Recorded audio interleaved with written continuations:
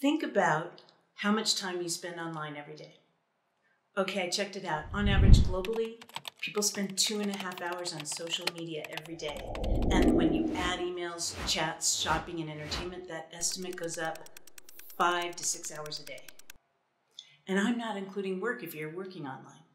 All of this activity represents the attention economy, where products are given away for free. If we aren't paying for the product, we're paying with our attention. So now let's focus on social media, which I will refer to as big tech. Google, YouTube, Facebook, Instagram, WhatsApp, TikTok, Snapchat, you know the usuals. What is their motivation for your attention? Big tech wants our attention to sell advertising. That's why the longer they keep us online, the more money they make. Advertisers want our attention to sell products on behalf of their clients. So capturing and keeping our attention is extremely valuable to all of them. And how do they capture it? Big tech tracks every click, search, and moment we spend online. They build a digital profile about each of us, and then they serve up images, stories, advertisements, and videos that will keep us engaged. That's not so bad, right? If you like how you're feeling and you're getting what you want. But often, big tech will use data to exploit our unconscious biases and emotions, to psychologically manipulate us to stay glued to the screen. The more passion the platform can arouse, the longer we will stay. The longer we stay, the more value we have to an advertiser. So their motivations are clear: to make money from our attention, using manipulative and harmful means if necessary. What is the motivation that drives us to social media? Well, it turns out neuroscientists have discovered humans are neurobiologically wired for connection, and social media has amplified our ability to connect massively. The very human longing for connection that motivates us to go on social media is being exploited, often leaving us feeling worthless, alienated, and polarized, and robbing us of the opportunity for and the capacity for really authentic connection. This is the breakdown I want to identify. So if big tech realizes our attention is valuable and humans long for connection, so when we go online, then we're unconsciously being exploited, we need to become much more aware of our attention. Let's talk about the 3 C's of attention literacy. We've identified big tech's C, which is currency. Attention is the currency of the attention economy. But to us, our 3 C's, number 1, connection. We just talked about it. Become aware of how we use our attention to have connection. The second C is consciousness. Our finite and irreplaceable attention is precious to us because it arises from consciousness itself. Consciousness is the quality or state of being aware. Our attention is the active expression of our awareness. It's how we spend the moment-to-moment experiences of our lives. So if we value our attention as much as corporations do, then it's up to us to become conscious about it. Choice, the third C. We can exercise the power of choice using our conscious attention. Attention literacy is the awareness of how we focus our attention. So it can liberate us from unconscious manipulation. I know I don't want to feel tired, wasted, and ashamed because I just spent 2 hours of my life and it got sucked away again. I want to claim my attention and I want to claim my life. That said, if I choose to watch that ridiculous cat music video, it's because I want to laugh. And that was my intention, and I chose to do so, not because an algorithm coerced me into it. So how do we develop attention literacy? Hack yourself.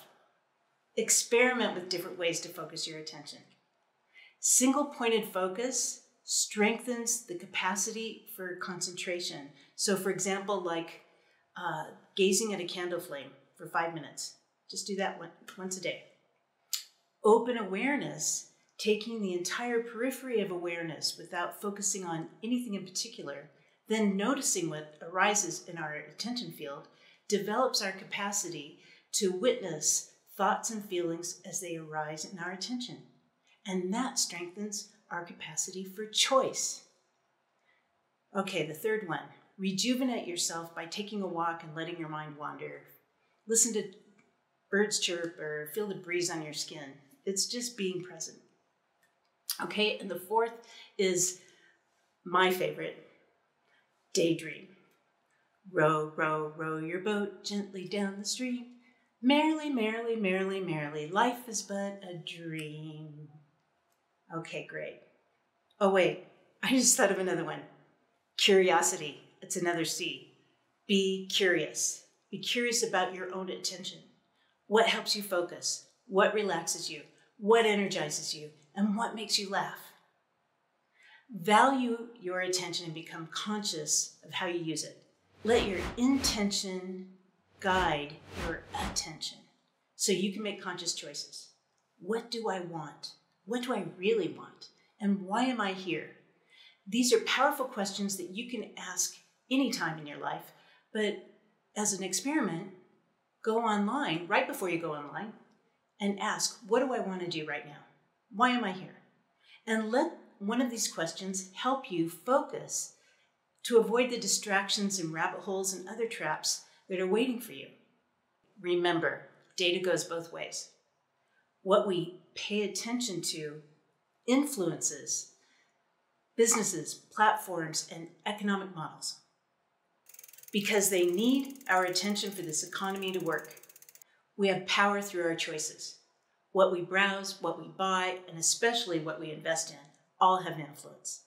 So it's important for all of us to explore how we can use our power to make conscious choices as a signal to the market about what we want, and bookmark that thought. The truth is, our attention may be the only thing we have control over in our life. This is how we participate in a conscious attention economy, where attention is valuable to everyone. Then, motivations shift from a growth at all costs model to a reciprocity, mutual thriving model, and then from competition to collaboration with all life. So let's reimagine a conscious attention economy where the platform's content and advertisers respect our individual attention. What if advertising was a force for good, and they used their power and influence to generate messages that supported well-being and respect for life? Imagine if big tech, who has such detailed information about us, used it to feed us images and videos and stories that were aligned with our best intentions in mind. What if social media platforms were designed to promote authentic connection? And then, think about it. Products that they advertised would be in alignment with all of those intentions, and that would be an okay and positive thing for everyone. So with that in mind, in collaboration with the UN, our team developed the Universal Conscious Attention Economy principles that respect attention and recognize the need for more individual protection and empowerment in the attention economy. These principles are intended to be used as seeds of innovation for building products, algorithms, systems, and guidelines that put people first, providing transparency, awareness, and most of all, trust for all stakeholders. Businesses will develop greater resiliency by embedding life-affirming principles that honor reciprocity into their designs. In fact, I know there are global advertising companies already exploring regenerative advertising and media. And you want to know why? Because an average of 34% of Gen Zers quit all social networks this year. All the attention economy players in big tech, advertising, and media will have to pay attention to this statistic. This generation is more savvy about what is being presented to them, and they want a future they can lean into and live into.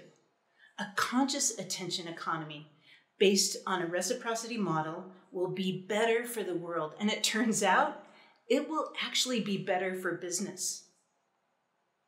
This is my challenge to you, Google, Facebook, and others. I know you have smart people working for you. You can figure this out. It is not that big of a shift. Respect all stakeholders so everyone benefits. The growth at all cost model is not the model that will bring in the next planetary era.